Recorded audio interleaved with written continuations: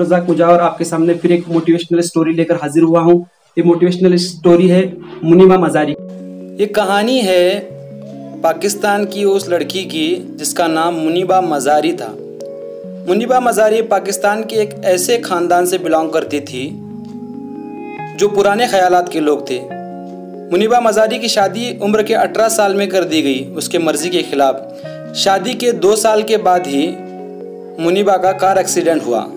वो कार उसका पति चला रहा था और कार खाई में जा गिरी। उसकी आंख लगने से कार खाई में जा गिरी। पति किसी तरह से बच निकला, लेकिन मुनीबा उसके अंदर फंसी रही।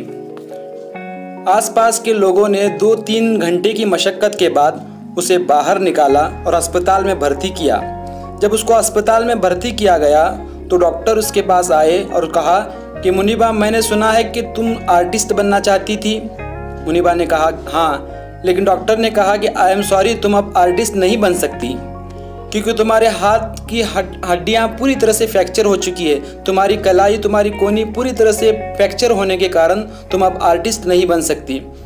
उसको बड़ा अफसोस हुआ, उसको बहुत बड़ा दुख हुआ, लेकिन उससे ज़्यादा गम तब हुआ कि जब दूसरे दिन डॉक्टर आए और डॉक्टर ने कहा कि मुनीबा, तुम ज़िंदगी भर कभी अपने पैरों पर खड़ी नहीं हो सकती, तुम्हें ज़िंदगी भर व्हील चेयर पर ही गुजारना पड़ेगा। उसने एक ठंडी सांस भरी और खामोश रही।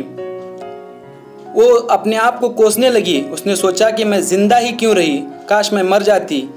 लेकिन उसके माँ ने उसका हौसला बढ़ाया, उसके माँ ने उसका हौसला दिलाया और समझाया कि तो भगवान ने, खुदा ने तुम्हें ज़िंदा रखा है, इसकी कोई तो वजह होगी।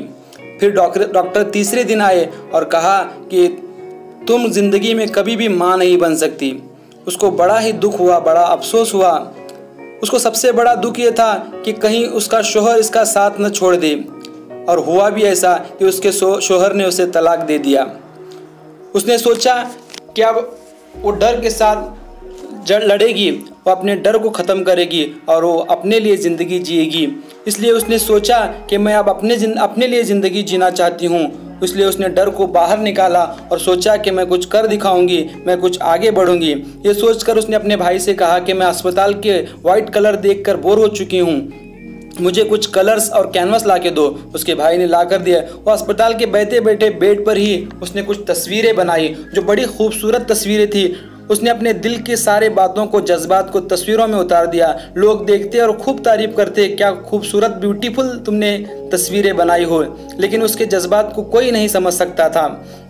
उसने अस्पताल से निकलने के बाद उसने एक एग्जीबिशन लगाया जहाँ पर मुख्तलिफ़ किस्म की उसने तस्वीरें बना कर रख दी। बहुत से लोग देखने के लिए आए, बड़ी तारीफ़ की, बड़ी प्रशंसा की, और उसको मॉडलिंग का भी ऑफ़र हुआ। मॉडलिंग भी करना शुरू कर दी। उसने अपने माँ बनने के सपने को जो देखा था, उसने एक बच्चा भी गोद लिया और उस बच्चे को भी उसने पालना शुरू कर दिया। आज पाकिस्तान की आयरन लेडी के नाम से इसको पहचाना जाता है। वो पाकिस्तान के और दूसरे नेशनल टेलीविज़न चैनल पर एंकरिंग करती है, मोटिवेशनल स्पीच देती है और कई NGO चलाती है। ये होती है जिद, ये होती है तड़प, ये होती है ताकत अपने पॉजिटिव एटीट्यूड की। अगर तुम्हारी सोच, तुम्हारा एटीट्यूड पॉजिटिव है तो मुश्किल से मुश्किल हालात में तुम रास्ता खोज सकते हो, रास्ता निकाल सकते हो।